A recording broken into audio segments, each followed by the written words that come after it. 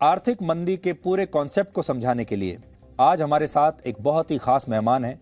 उन्हें आप हमारे सहयोगी चैनल जी बिजनेस पर काफ़ी देखते होंगे, हर रोज़ ही देखते होंगे। इस समय हमारे साथ हैं जी बिजनेस के मैनेजिंग एडिटर अनिल सिंघवी, जो कि आपको हर रोज़ स्टॉक मार्केट के बारे में बताते हैं कि कहाँ पैसा लगाएं, कहाँ पैसा ना लगाएं। अनिल, आपका बहुत बहुत स्वागत है डीएनए में। अनिल, सबसे पहले हम ये जानना चाहते हैं। बिल्कुल। जी जी, बताइए। जी जी हाँ, बिल्कुल। मैं आज आपकी कमेंट्री पूरी तरह से सुन रहा था और डीएनए में जिस तरह से आपने भूमिका बनाई है पूरी दुनिया भर के बाजारों में और दुनिया भर की इकोनॉमी में जो समस्या इस वक्त हो रही है वो वाकई में बड़ी चिंताजनक है। अब पूछिए आप, मैं क्या बता सकता हूँ। जी, हम सबसे पहले अपने दर्शकों के लिए अनिल, हम आपको आज हमने खास तौर पर आमंत्रित किया है ताकि आप हमारे जो दर्शक हैं उन्हें ये बता सकें कि आपको क्या लगता है कि आर्थिक मंदी कितनी तेजी से लोगों की तरफ बढ़ रही है और यह आर्थिक मंदी क्यों आ रही है। खास तौर पर हमारे जो दर्शक हैं उन्हें कैसे सावधान रहना चाहिए। जी, आर्थिक मंदी आना तय है और इसकी सबसे बड़ी वजह यह है कि जिस तरह से अमेरिका में और पूरी दुनिया भर में महंगाई जबरदस्त बढ़ी हुई है। और सबसे बड़ी बात है कि महंगाई को काबू में लाने के लिए दो ही तरह के उपाय होते हैं। या तो आप जिन चीजों की वजह से महंगाई बढ़ रही है उनकी सप्लाई बढ़ा दें, या फिर जो लोग खरीदारी करके उन चीजों के दाम बढ़ा रहे हैं उन्हें कम खरीदने पर आप मजबूर करें। यानी कि एक तो परचेजिंग पावर कम कर दें और दूसरा सप्लाई बढ़ा दें। तो इस वक्त दोनों ही समस्याएं सबसे बड़ी है। एक और जहां कच्चा तेल, बाकी जो कमोडिटीज है उनकी सप्लाई के इशू बहुत ज्यादा है रशिया यूक्रेन की युद्ध की वजह से, तो सप्लाई बढ़ नहीं पा रही है, जो है वैसी की वैसी है, उल्टा कम होने के खतरे हैं। मांग बढ़ने की और चांसेस हैं, तो सप्लाई वाला इशू खत्म हो गया, अब वो आपके कंट्रोल में नहीं रहा। दूसरी तरफ अब कंजम्पशन, जो कुछ लोग खरीदारी कर रहे हैं, लोगों के हाथों में बड़ा पैसा है और कोविड के वक्त कई सारे सेंट्रल बैंक्स और खासतौर से अमेरिका ने भर भर के डॉलर छापे, लोगों में बांटे और उसकी वजह से जो पैसा आया है सिस्टम में बहुत सारी लिक्विडिटी हुई है, उसे कम करने की कोशिश हो रही है। तो दूसरा इलाज सेंट्रल बैंक के पास है, अमेरिका के फेड के पास है, वो फेड कर रहा है। तो अब फेड जैसे जैसे अब पैसा वापस ले रहा है और साथ में ब्याज दरें बढ़ा रहा है, उससे लोगों का परचेजिंग पावर होगा कम, खरीदने की क्षमता कम होगी और जैसे ही खरीदने की क्षमता कम होगी प्रोडक्ट्स की डिमांड कम होगी, डिमांड कम होगी तो जाहिर सी बात है उनके दाम गिरेंगे तो महंगाई काबू में आएगी। तो ये एक तरीका है और इस तरीके को आमतौर पर सारे सेंट्रल बैंक धीमे धीमे लागू करते हैं। यानी कि वो दवा का डोज है ना, थोड़ा थोड़ा दीजिए। लेकिन इस वक्त मामला ऐसा कि पेशेंट बिल्कुल वेंटिलेटर पे है और उसे आपको हाई डोज देना है, एक बार कैसे न कैसे बचाना है। और जब आप किसी भी दवा का हाई डोज देते हैं तो फिर उसके बड़े साइड इफेक्ट्स होते हैं। और इकोनॉमी के साथ भी यही है, आप कोई भी एक्शन लेंगे हर एक एक्शन का एक रिएक्शन होगा। तो जब आपको महंगाई घटानी है उसके लिए आपको सिस्टम में से पैसा निकालना है और ब्याज दरें बढ़ानी है, तो एक बार महंगाई तो काबू में आ जाएगी लेकिन उसका जो असर ग्रोथ पर पड़ेगा वो काफी जबरदस्त होगा। बहुत तेजी से अमेरिका ब्याज दरें बढ़ा रहा है। आज रात को 75 बेसिस पॉइंट यानी कि 0.5% ब्याज दरें बढ़ेगी और 0.5%, सुशील जी, 28 साल बाद पहली बार ऐसा होगा फेड एक ही बार में 0.5% ब्याज दरें बढ़ा रहा है। इससे आप समझ सकते हैं कि फेड कितना पैनिक में है और जब पैनिक में आप कोई एक्शन लेते हैं तो इसके साइड इफेक्ट्स बहुत ज्यादा होते हैं और उस साइड इफेक्ट के तौर पर आर्थिक मंदी आने के बड़े खतरे हैं। न सिर्फ अभी बल्कि अगली पॉलिसी में और सितंबर की पॉलिसी में भी लोग मानकर चल रहे हैं आधा % और 0.5% तक की ब्याज दरें अमेरिका में बढ़ सकती है। तो एक तरह से कहते हैं कि इकोनॉमी की क्रैश लैंडिंग, जोर से इकोनॉमी नीचे की तरफ आएगी। आप इन्फ्लेशन के भूत को तो काबू में कर लेंगे लेकिन वो अपने गहरे निशान छोड़कर जाएगा आर्थिक मंदी के तौर पर और ये साफ नजर आ रहा है। तो अमेरिका की इकोनॉमी और कुछ और देश जहां पर ब्याज दरें बहुत ऊंची है, जहां पर महंगाई बहुत ज्यादा है, ब्याज दरें नीचे है, तो उस महंगाई को काबू में करने के लिए अमेरिकी फेड ब्याज दरें बढ़ा रहा है। अब जहां तक हमारे ऊपर असर का सवाल है, असर तो डेफिनेटली होगा। हम भी दुनिया की पूरी इकोनॉमी के एक हिस्सा है, दुनिया भर में जो कुछ होता है उसका असर हम पर भी पड़ता है। बस फर्क इतना है कि हमारे ऊपर असर बहुत लिमिटेड और बहुत कम होगा। उसकी दो बड़ी वजह है, हमारी इकोनॉमी दुनिया भर की बाकी इकोनॉमी के मुकाबले में कहीं ज्यादा मजबूत है। आज भी हम दुनिया की सबसे तेज बढ़ने वाली इकोनॉमी में है और इस साल के लिए ग्रोथ का अनुमान 7% के ऊपर है। आज भी ब्याज दरों में हमारा जो नियंत्रण है, आरबीआई का जो नियंत्रण है, वो सबसे ज्यादा है। हमारे यहाँ इन्फ्लेशन 7% है और इंटरेस्ट रेट 4.9%, यानी कि मुश्किल से 2% का फर्क है, 2.25% का नेगेटिव इंटरेस्ट रेट का। अमेरिका में देखिए 7% नेगेटिव इंटरेस्ट रेट है। तो ऐसे में हमारी सिचुएशन काफी बेहतर है। असर पड़ेगा, लेकिन पूरा भरोसा है कि इंडियन इकोनॉमी इस असर को, इस झटके को, इस शॉक को झेल पाएगी और झेल जाएगी। हाँ, लेकिन कुछ समय के लिए हमें भी तकलीफ होनी है। ग्लोबल मार्केट के साथ साथ हमारे ऊपर भी इसका असर जरूर आएगा। जी अनिल, अब जैसे भारत में इस समय होलसेल प्राइस इंडेक्स 30 सालों में सबसे ज्यादा है, और आप जानते हैं कि जो हमारा मिडिल क्लास है, लोअर मिडिल क्लास है, उस पर इसका सबसे ज्यादा असर पड़ता है। तो आप हमारे जो मिडिल क्लास दर्शक हैं उन्हें ये बताइए कि वो इस समय अगर उन्हें अपना पैसा निवेश करना हो तो उन्हें क्या करना चाहिए, या अपने पैसे को बचाकर रखना है, सेविंग करनी है, तो उन्हें क्या करना चाहिए। यानी इस पूरी स्थिति का, इस आर्थिक मंदी का सामना कैसे करना है, उसके जो अस्त्र शस्त्र हैं वो पहले से ही हमें निकाल कर रख लेने चाहिए। तो वो शस्त्र कौन से होंगे? जी सुधीर जी, आमतौर पर यह होता है कि आप जब भी माहौल खराब लगे, आपको लगता है कि फिक्स इनकम में आप या एफडीज में बैंक में डिपॉजिट्स रख लें, या फिर आप सोना खरीदना पसंद करते हैं कि चलो ये तो सेफ है। आर्थिक मंदी में सबसे बड़ी समस्या ये कि जब मंदी आती है तो ऐसा नहीं कि सिर्फ इक्विटी मार्केट क्रैश करते हैं, लगभग सारी एसेट क्लास, चाहे वो इक्विटी हो चाहे फिक्स इनकम हो, वहां पर नुकसान होता है। सोने चांदी के दाम आमतौर पर ये मानकर चलते हैं कि बढ़ते हैं, लेकिन सोने के दाम और सोने में जो रिटर्न आता है वो हमेशा इन्फ्लेशन, महंगाई से जुड़ा होता है। जितनी महंगाई बढ़ेगी उतने सोने के दाम बढ़ते हैं लॉन्ग टर्म में। अब जब महंगाई को काबू में लाने के लिए ही सारा कुछ किया जा रहा है तो फिर सोने में भी बड़ी तेजी बनकर रिटर्न बनेगा, इसकी संभावना कम हो जाती है। दूसरी तरफ महंगाई को काबू में लाने के लिए जो प्रयास हो रहे हैं उससे दूसरी कमोडिटीज के दाम कम होंगे, तो जो कमोडिटी पैदा करने वाले जो सारे बिजनेसेस है उनके लिए खराब बात है। करेंसीज नीचे गिरती है, तो कहीं भी कोई भी जगह सेफ नहीं है। ऐसे में जो एक आम मिडिल क्लास आदमी है उसके लिए सिर्फ एक रास्ता है। पहली चीज, अपने खर्चों को कम करें, क्योंकि होता क्या है इस वक्त ना, ये सारा काम तब किया जाता है जब इकोनॉमी बड़ी मजबूत हो, सब माहौल अच्छा हो, नौकरियां बहुत सारी हो, इंक्रीमेंट्स भर भर के मिल रहे हो, और सबको लगता है कि ये बहुत परफेक्ट समय है। और उसी वक्त बाजार टॉप करने की कोशिश करते हैं, महंगाई टॉप पर आती है और वहां से सेंट्रल बैंक उसे नीचे लाने की कोशिश करते हैं। तो उस समय वैसे देखा जाए तो आज इतनी महंगाई होने के बावजूद हाहाकार कम है, क्योंकि लोगों की कमाइयां हैं, लोगों के पास पैसे हैं। तो जैसे जैसे ये पैसे कम होते जाएंगे वैसे वैसे दिक्कतें बढ़ेगी। तो आने वाले समय के लिए पहली चीज, अपने खर्चे अभी से कम कर लीजिए।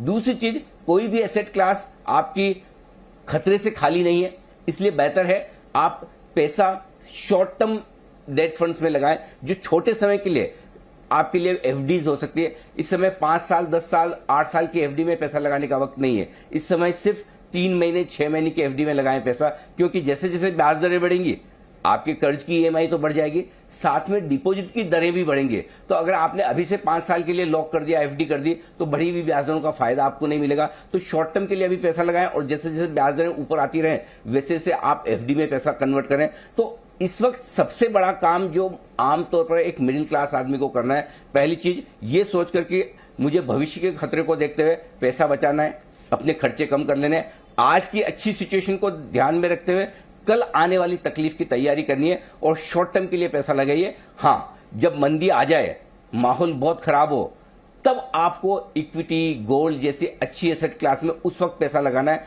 जब ये सारा कुछ हो जाए।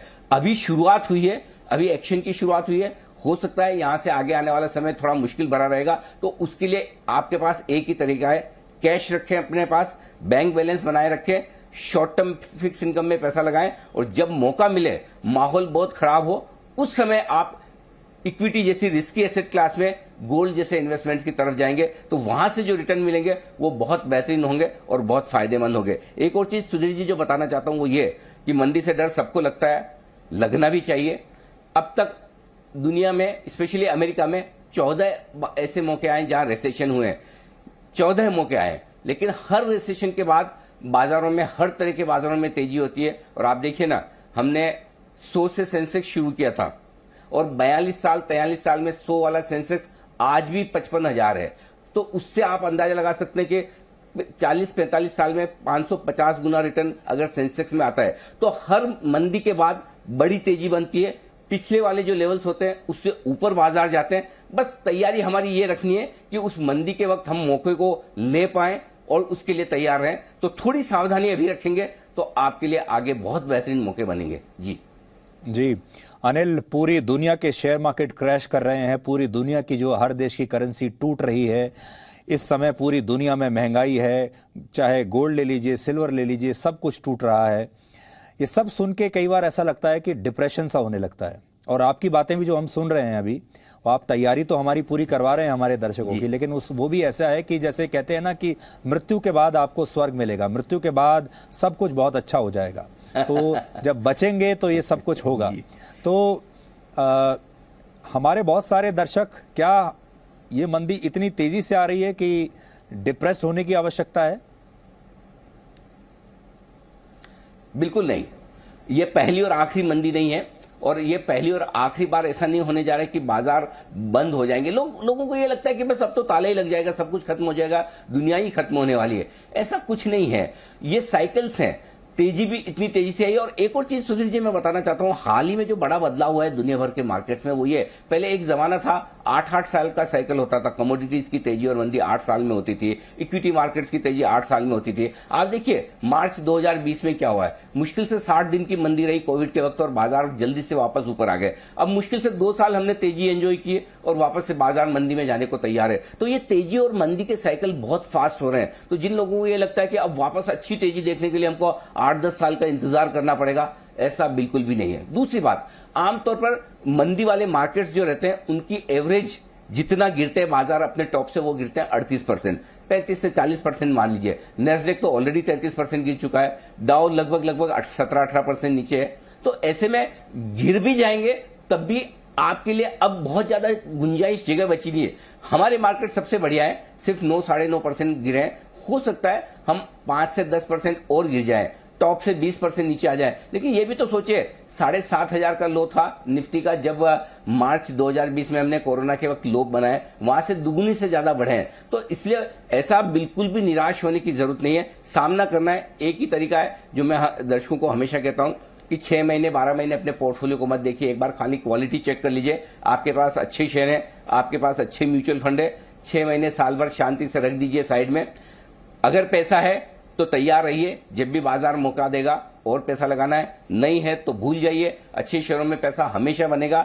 इस मंदी के बाद भी जो तेजी आएगी वो 18,600 का निफ्टी का जो लाइफ टाइम हाई है उससे भी ऊपर बाजार निकलेंगे। तो हर एक मंदी के बाद तेजी बनती ही बनती है और पहले से ज्यादा बनती है। इसलिए आपका विजन लॉन्ग टर्म होना चाहिए, पैनिक नहीं करें, पैसा उतना ही लगा कर रखें जो आपको अगले 5 साल के लिए जरूरत नहीं है, 7 साल के लिए जरूरत नहीं है। अगर इतना सा काम कर दिया तो 100%, चाहे वो इक्विटी हो या कोई और एसेट क्लास हो, आपका पैसा पूरी तरह से बनेगा। कितनी बड़ी बात है जो हम कह रहे हैं कि पूरी दुनिया में जो है आर्थिक मंदी की बातें चल रही हैं, लेकिन हमारे यहाँ जो आईपीएल के ब्रॉडकास्ट राइट्स हैं वो 44,000 करोड़ के बिक रहे हैं।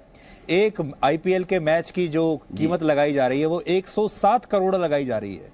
तो ये भी देखिए ये कितना बड़ा विरोधाभास है। बिल्कुल, अनडाउटेडली। और इसीलिए आप, हम और हिंदुस्तान के लोग न तो बढ़ती हुई महंगाई को फील कर रहे हैं, न ही इस मंदी को फील कर रहे हैं। अगर आप दुनिया भर के बाजार या हिंदुस्तान के बाहर की खबरें देखना कम कर दें, हमारी प्रॉब्लम तो सिर्फ एक ही है सुधीर जी, कच्चा तेल $120 के ऊपर है। अगर ये कच्चा तेल $70-80 आ जाए तो हमें तो दुनिया भर की महंगाई से भी कुछ भी लेना देना नहीं है, हम तो पूरी तरह से निपट लेंगे। सिर्फ हमारे लिए एक ही मुश्किल है, बढ़े हुए कच्चे तेल के दाम। और जैसे ही कच्चे तेल के दाम बढ़ते हैं, पेट्रोल डीजल के दाम बढ़ने ही बढ़ने हैं और बढ़ भी रहे हैं, और उसका असर सब महंगाई पर पड़ता है। अदरवाइज 130 करोड़ 140 करोड़ हिंदुस्तानी है, इतने कंज्यूमर्स एक साथ आपको किस देश में मिल सकते हैं? इतना बड़ा क्षेत्रफल वाला देश है, आप हिमालय से लेकर कन्याकुमारी तक क्या नहीं प्रोड्यूस कर सकते हैं? सब कुछ कर सकते हैं।